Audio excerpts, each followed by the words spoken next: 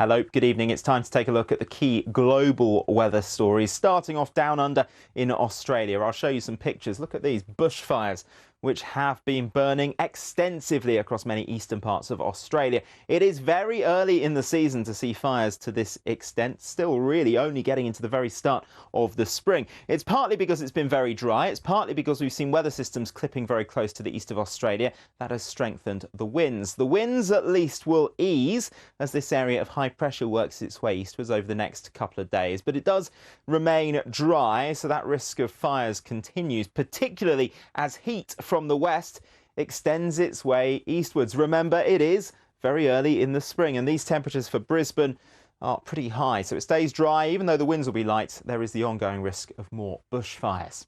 Now to Japan. This storm made the news. Typhoon Faxai is clearing away. There's another area of low pressure heading towards Japan. It doesn't look like much on our satellite image here, but this will bring more rain in places where they could really do without it. Meanwhile, a bit further south in the Pacific, see these clusters of blue. This is where we might develop our next tropical storm, but even if we don't, there is a lot of rain to come across the Philippines. A quick word on the Bahamas, where of course we had such devastation because of Hurricane Dorian. Well, the weather here going downhill over the next few days. Lots of downpours and thunderstorms. Nothing like the dangerous weather we saw from Dorian, but these torrential downpours will not be welcome as the clear-up continues.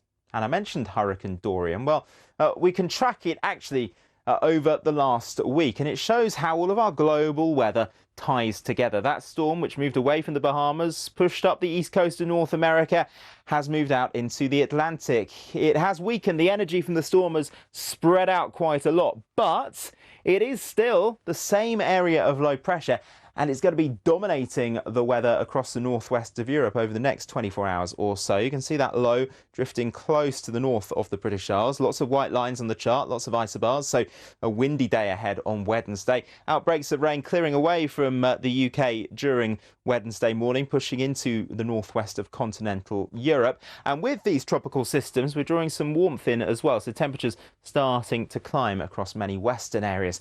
Meanwhile, for anyone who's headed off to holiday hotspots in southeastern Spain or the Balearics, well, this forecast will not be welcome. A lot of thunderstorms rumbling around here over the next few days, gusty winds as well. There could even be some flash flooding, but certainly the threat of some travel.